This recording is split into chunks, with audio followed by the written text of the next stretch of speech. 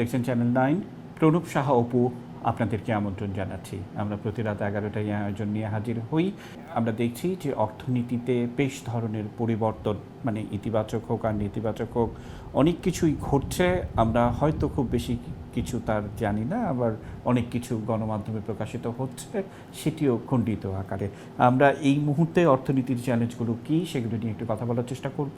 আমরা আমন্ত্রণ জানিয়েছি অর্থনীতিবিদ অধ্যাপক ডক্টর আইনুল ইসলাম স্যারকে। স্যার কৃতজ্ঞতা আমাদের সাথে যুক্ত হওয়ার জন্য, এবং আমরা অর্থনীতিবিদ এবং গবেষক ডক্টর মাহফুজ কবিরকে আমন্ত্রণ জানিয়েছি। বিশেষ করে আইনুল ইসলাম স্যার, আপনাকে দিয়ে শুরু করতে চাই। যেমনটা বলছিলাম যে সাম্প্রতিক সময়ে অর্থনীতি কেমন চলছে এই গরমে, বা বাজার ব্যবস্থাপনা বা দ্রব্যমূল্যের দাম, এগুলো নিয়ে আমরা অনেক শো করেছি। কিন্তু আপনার কি মনে হয় না যে এই গরমে আরও একটু অস্বস্তি বাজারে বা বাজারের মূল্য সেটি তো রয়েছে, এর বাইরেও অর্থনীতির নতুন নতুন চ্যালেঞ্জ কিন্তু আসছে, সে ধারাবাহিকতা কি যুক্ত করা রয়েছে? আনু স্যার। অনেক ধন্যবাদ। এবং আমার সঙ্গে আজকে সহ আলোচক হিসেবে ডক্টর মাহবুজ আছে, তাকেও আমি শুভেচ্ছা জানাচ্ছি। আসলে যেমনটি বললেন যে প্রচন্ড দাবদাহ চলছে সারা দেশে, কোথাও একটু কম কোথাও বেশি।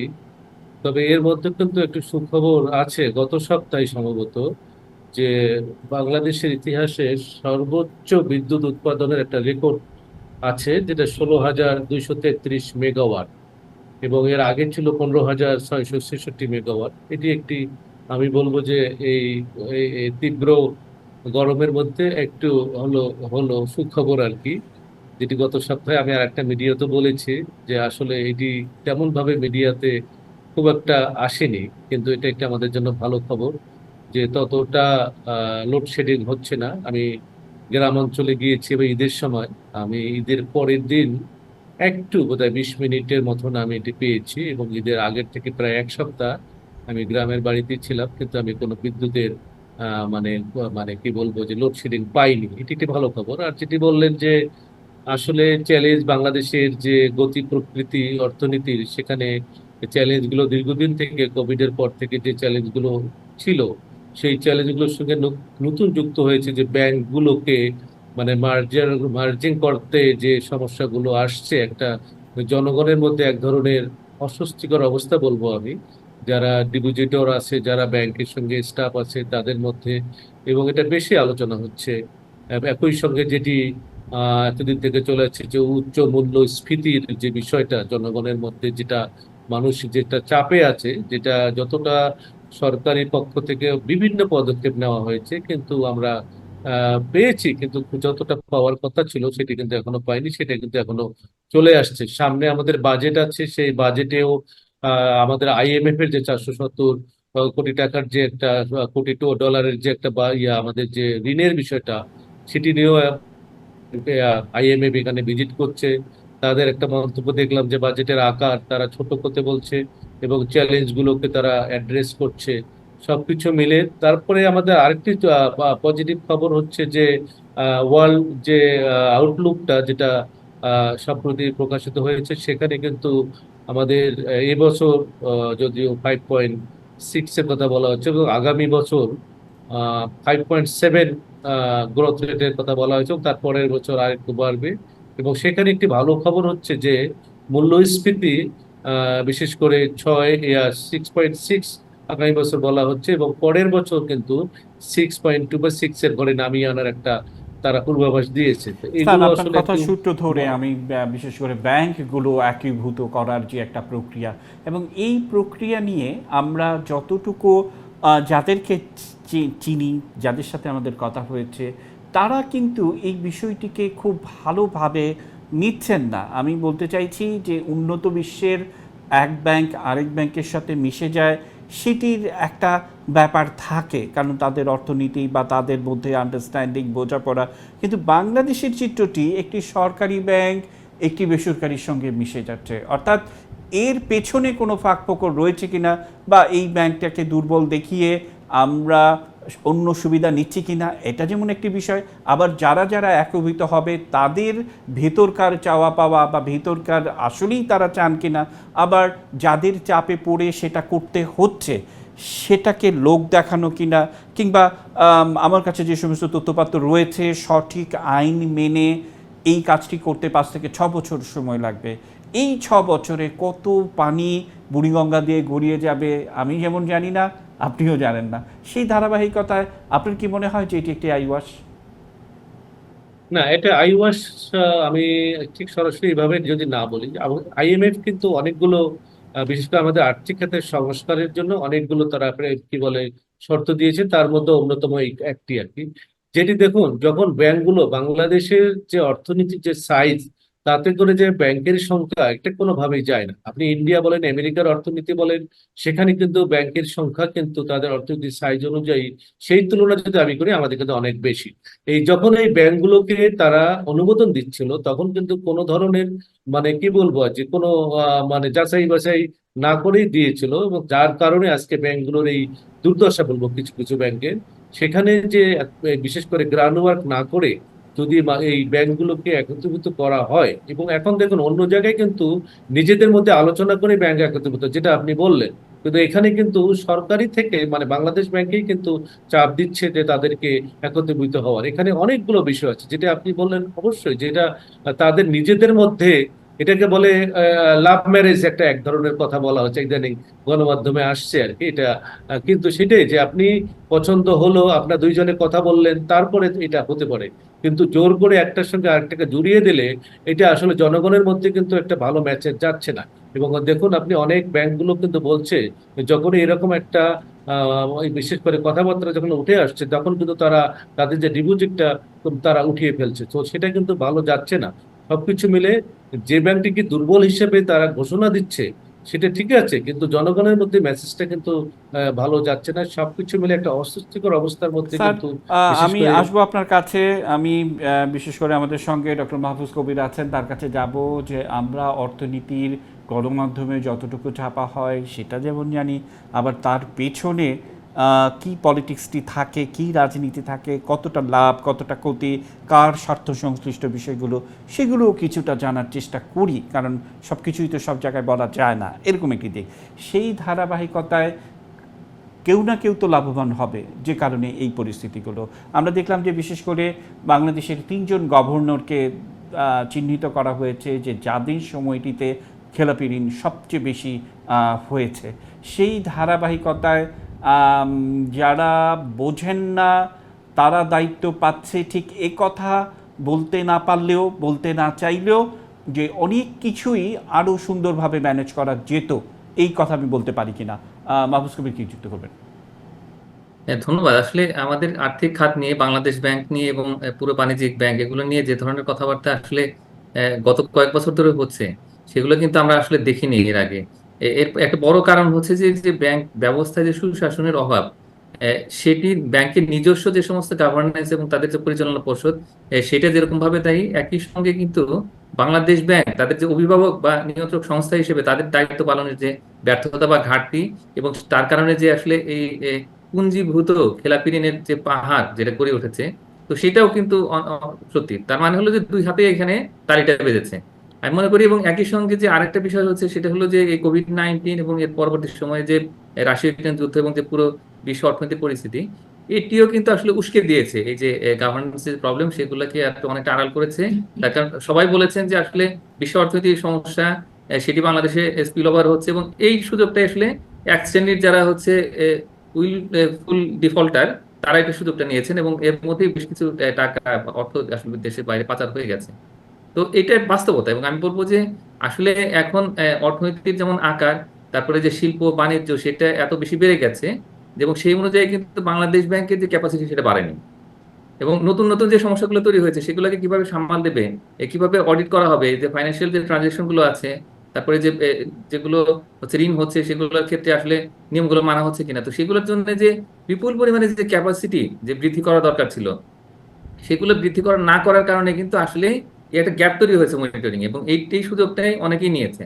তাই আমি মনে করি যে এখন দেরিতে হলেও কিন্তু এখন আইএমএফ এসছে আমাদের পাশে, এবং তারা কিন্তু নিবিড়ভাবে এখন পর্যবেক্ষণ করছে।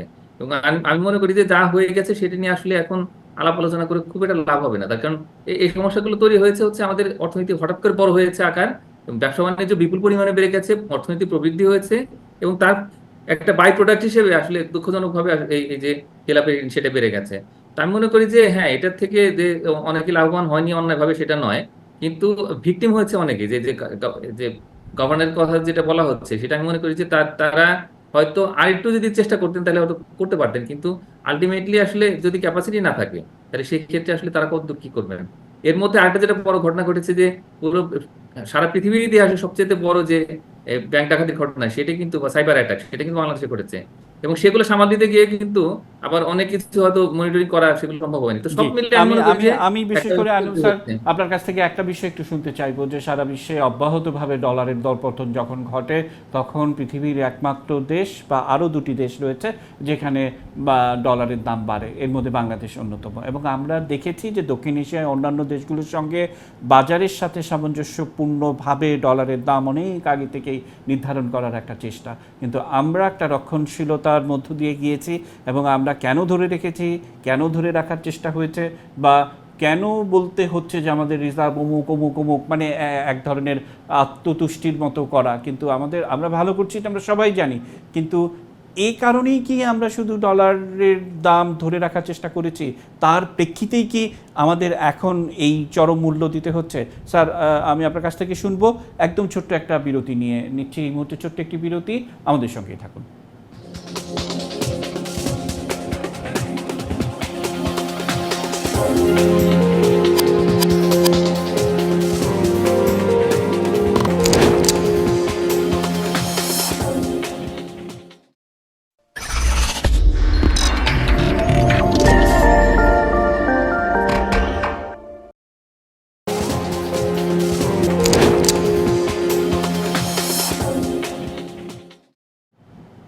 দেখছেন চ্যানেল 9, প্রণব সাহা অপু আবারও আমন্ত্রণ জানাচ্ছি বিরতির পর। এই মুহূর্তে অর্থনীতি চ্যানেল আমরা কথা বলছিলাম সেই বিষয় নিয়ে। অর্থনীতিবিদ ডক্টর আইনুল ইসলাম স্যার আমাদের সঙ্গে রয়েছেন। স্যার, বিরতির আগে প্রশ্ন রাখা ছিল, কি যুক্ত করবেন? হ্যাঁ, অবশ্যই আপনি যে কথাটা বলেছেন, অবশ্যই মানে এটা অত্যন্ত সঠিক কথাটি বলেছেন, যে সেখানে দীর্ঘদিন থেকে প্রায় 10 বছর বলবো আমি, 10 বছর থেকে ডলারের প্রাইসটাকে একবারে একবারে ধরে চেপে রাখা হয়েছিল। এবং যেটা বহু অর্থনীতিবিদ বাংলাদেশের থেকে বাইরের যারা সংস্থাগুলো আছে তারা কিন্তু বলেছে যে ডলারটাকে বাজারের উপর ছেড়ে দেওয়া উচিত। এটা এক ধরনের কৃত্রিম ভাবে কিন্তু রেটটাকে কমিয়ে রাখা হয়েছিল। এবং এটার বেনিফিটটি মানে পেয়েছে কিন্তু আমদানিকারকরা, আমি বলবো যে আমদানিকারকরা এর বেনিফিটটা পেয়েছে। এবং এখন যেটা হচ্ছে যে এই সব কারণেই কিন্তু হঠাৎ করে ডলারের আমাদের যে ক্রাইসিসটা হয়েছে এখন সারা বিশ্বে, যেটা দ্রব্যমূল্যের দাম বাড়ছে, জ্বালানির দাম বাড়ছে, ট্রান্সপোর্ট কস্ট বাড়ছে, আমাদের আমদানি করতে প্লাস আমাদের বিওপির যে অবস্থাটা, সবকিছু মিলে আমাদের এই রিজার্ভের মধ্যে আমাদের টান পড়েছে। সুতরাং যে আমাদের একটা বলবো যে আমাদের ভুল হয়েছে, যেটা ডলারের প্রাইসটাকে বাজারের উপর ছেড়ে না দিয়ে এখন এটি এখন এখন সেটাই একটা আমরা তার মানে ইফেক্টটা পাচ্ছি। এখন যে যে কারণে এখন বাংলাদেশের অর্থনীতি একটু চাপে চাপে আছে। তো সেটা অবশ্য তারপরেও ভাগ্য ভালো যে আমাদের, যে এখনো বিশেষ করে আমাদের প্রায় 1.5 কোটি লোক যে বাইরে আছে তাদের রেমিটেন্সটা, আমাদের এক্সপোর্টের একটা ভালো পারফরমেন্স আছে। সবকিছু মিলেও কিন্তু আমাদের কিছুটা হলো যে ডলারের যে ঘাটতিটা, সেটা কিন্তু আমরা সেই অবস্থায় এখন চলে যাইনি। সেদিক থেকে আমাদের এই ভুল ত্রুটিগুলোকে আবার সামনের দিকে, যেটা যেটা ডক্টর মাহফুজ বললেন, যে আসলে যেটা হয়েছে যে পিছনের দিকে না গিয়ে আমাদের সামনের দিকে কিন্তু স্যার, সাম্প্রতিক সতর্কভাবে সময়ে আমরা আমাদের করা দেখেছি প্রয়োজন। যে বিশেষ করে বাংলাদেশের গেল 1.5 দশক ধরে যে অব্যাহত ধারায় বাংলাদেশ এগিয়ে যাচ্ছে, এবং বড় বড় স্থানীয় অবকাঠামোগুলো আমরা দেখছি, কিংবা আমরা প্রত্যেকটি অঞ্চলে মানে যে ধরনের বিশেষ করে সড়ক এবং মহাসড়কে কি অসাধারণ কাজ হচ্ছে, সেটি কিন্তু ঢাকার বাইরে না গেলে বোঝা যায় না। বা পাখির চোখে বাংলাদেশকে দেখার যে একটা চেষ্টা, যে একেবারে মহাসড়কগুলো কোথায় দ্বিতল কি কোথায় নতুন কালভার্ট, মানে এগুলি আমি কেন বলছি যে এগুলো কিন্তু এই মুহূর্তে একটা নতুন বাংলাদেশকে দিকে আমাদেরকে নিয়ে যাচ্ছে। পাশাপাশি আবার আমাদের প্রতিবেশীরা নানাভাবে আমাদেরকে প্রশংসা করছেন, আমরা সেটিও লক্ষ্য করছি। এবং আমরা যা করেছি গেল 10 বছর আগে, সেটি আমাদের কোনো প্রতিবেশী সেটি করার জন্য ব্যবসায়ীদের মিটিং ডেকেছেন, প্রতিবেশীর সঙ্গে সম্পর্ক উন্নয়নের কথা বলেছেন, এবং প্রত্যেকের সাথে ভালো সম্পর্ক রাখতে হবে। আজকে যে বাংলাদেশের দিকে তাকিয়ে দেখুন, যে বাংলাদেশ ভালো ফল পাচ্ছে, এটি একটি দিক। আবার বাংলাদেশের একটি রাজনৈতিক দলের নেতা যেমনটা তিনি বলেছেন যে বৃহৎ শক্তিরাই চায় বাংলাদেশে এখন এই মুহূর্তে যিনি রাষ্ট্রীয় ক্ষমতায় আছেন তারা ক্ষমতায় থাকুক, অর্থাৎ ভালো করছে বলেই, সবার সাথে একটা সম্পর্ক বন্ধুত্বপূর্ণ আছে বলেই, এটাই তো আমার কাছে মনে হয়েছে যে এগিয়ে যাওয়ার একটা বড় দিক। মাহফুজ কবির কি যুক্ত করবেন? হ্যাঁ, আসলে এটা খুব গুরুত্বপূর্ণ কথা বলেছেন যে আসলে যারা একটা সময় মানে আমাদের উপরে চেপে বসেছিলেন, আমাদেরকে আসলে স্বীকার করতে চাননি, বা যারা বোঝা মনে করেছেন আমাদেরকে, তারাই কিন্তু এখন বাংলাদেশের ভূয়সী প্রশংসা করছেন, এবং তারা আসলে আমাদের সঙ্গে সম্পর্ক আসলে আরো উন্নয়ন কিভাবে করা যায় সেটির বিষয়ে কথাবার্তা বলছেন। আমি মনে করি যে এটি বাংলাদেশ অর্জন করেছে, এবং বহু ঘাত প্রতিঘাত এবং অনেক রকমের সমস্যা, সেগুলো মোকাবেলা করে কিন্তু বাংলাদেশ এগিয়েছে, এবং সেটি বিশ্ব দরবারে কিন্তু একটা সমীহ অর্জন করেছে। এবং গত 5 বছরে যে রকমের এটা ক্রাইসিসের মধ্যে দিয়ে গেছে পুরো বিশ্ব অর্থনীতি, তো তার মধ্যেও কিন্তু বাংলাদেশ একেবারে পড়ে যায়নি। দেখা গেছে যে কোনো কোনো দেশে 60-70% পর্যন্ত আসলে মূল্যস্ফীতি উঠেছে, বাংলাদেশে কিন্তু সেই অবস্থায় যায়নি। তাই মনে করি যে হ্যাঁ, সমস্যা রয়েছে, মূল্যস্ফীতি একটা বড় সমস্যা, বা ডলারের ক্রাইসিসটা একটা সমস্যা, কিন্তু সব মিলে বাংলাদেশের মানুষের যে রেজিলিয়েন্স, তার যে এটা ফরওয়ার্ড লুকিং যে সমস্ত আউটলুক, তো এই বিষয়গুলো কিন্তু সবচেয়ে বড় বিষয়, যে যে কোনো সমস্যার মধ্যে দিয়ে আমরা জেগে উঠতে পারি।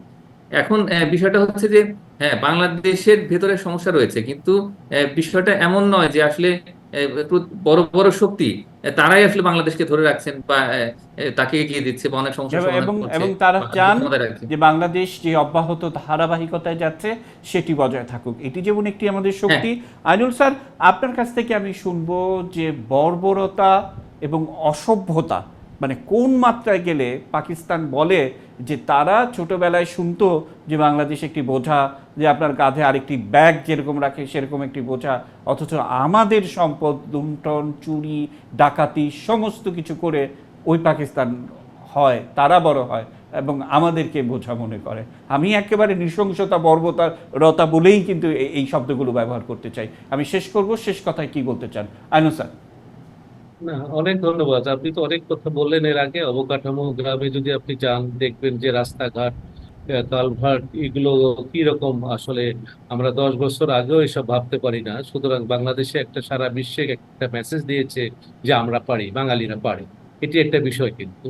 আর যেটি বললেন যে যে পাকিস্তান মানে আমাদের সবকিছু শোষণ করে নিয়ে আমাদেরকে বোঝা মনে করতো, তারা এখন বলে যে আমাদেরকে বাংলাদেশ বানাই দাও। এই কথাগুলো তো আমরা শুনি, এবং আমরা কোভিড এর সময় কিন্তু দেখেছি যে অর্থনীতির অবস্থা কোথায় গিয়েছে, এবং আমাদের একটা উদাহরণ হিসেবে সারা বিশ্বে জানে যে এই দেশটি কিন্তু সবকিছুতেই কিন্তু তারা সক্ষমতা অর্জন করেছে বলে কোভিড এর মতন এই ক্রাইসিসের সময় কিন্তু বাংলাদেশ খুব একটা মানে খারাপ অবস্থা হয়নি। এটা একটা একটা আমাদের জন্য একটা বড় একটা, আমি বলবো যে সক্ষমতার একটা মানে মেসেজ কিন্তু, যে আমরা পারি। এবং তারপরেও কিন্তু তো এরপরে নানান ধরনের বৈশ্বিক সংকট এসছে, তার মধ্যে কিন্তু বাংলাদেশ সবসময় পাঁচের উপরেই আমাদের গ্রোথ রেটটা ছিল। এটা কিন্তু জি স্যার, আমি মানে শেষ বিশ্বের করব, মধ্যে একটা শেষ কথায় কি যুক্ত করবেন আইনুল স্যার?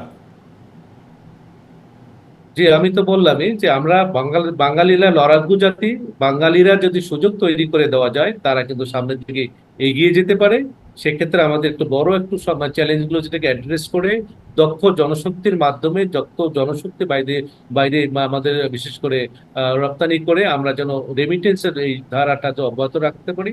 একই সঙ্গে আমাদের এক্সপোর্টের বিষয়টা, এবং অভ্যন্তরীণ ভাবে যে বাজার ব্যবস্থাটাকে নিয়ন্ত্রণ করে জনগণের একটা শহরী অবস্থার মধ্যে আমরা মূল্যস্ফীতিটাকে রাখতে পারি। অসংখ্য তাহলে ধন্যবাদ বাঙালি এবং কৃতজ্ঞতা। ডক্টর মাহফুজ কবির, শেষ কথায় কি যুক্ত করবেন? হ্যাঁ, আমি মনে করি যে এখন কিন্তু নতুন নতুন কিছু ফ্রন্টিয়ার তৈরি হচ্ছে, যেমন কাতারের আমির কিন্তু বাংলাদেশে এলেন, এবং বেশ বড় কিছু চুক্তি হয়েছে, ব্যবসায়িক এবং বিনিয়োগের চুক্তিগুলো হয়েছে, এবং এমওইউ সাইন হয়েছে। আমি মনে করি যে অন্যান্য দেশও কিন্তু সেভাবে ভাবতে বাংলাদেশকে, এই সুযোগগুলো আসলে নিতে হবে সামনের দিনগুলোতে। যদিও এই বছর কিছু সমস্যা রয়েছে, আমাদের যে রেভিনিউ হয়তো কালেকশন সেভাবে হচ্ছে না, কিন্তু আইএমএফ আমাদের পাশে রয়েছে, বিশ্বের বড় অন্যান্য আন্তর্জাতিক সংস্থা রয়েছে, তারা আমাদের পাশে আছে। আমি মনে করি যে সমস্যা যেগুলো আছে সেগুলো সাময়িক, এবং বাংলাদেশ সামনের দিকে এগিয়ে যাবে সমস্ত সমস্যা মোকাবেলা করে, এবং বিশ্বের বুকে মাথা তুলে দাঁড়াবে। অসংখ্য ধন্যবাদ এবং কৃতজ্ঞতা। অধ্যাপক ডক্টর আইনুল ইসলাম এবং মাহফুজ কবির, আপনাদেরকে আবারও শুভেচ্ছা জানিয়ে আজকে আয়োজন শেষ করতে চাই। দর্শক, রবি থেকে বৃহস্পতি রাত 11টায় এই আয়োজন নিয়ে হাজির হই। আজ বিদায় নিচ্ছি, শুভরাত্রি।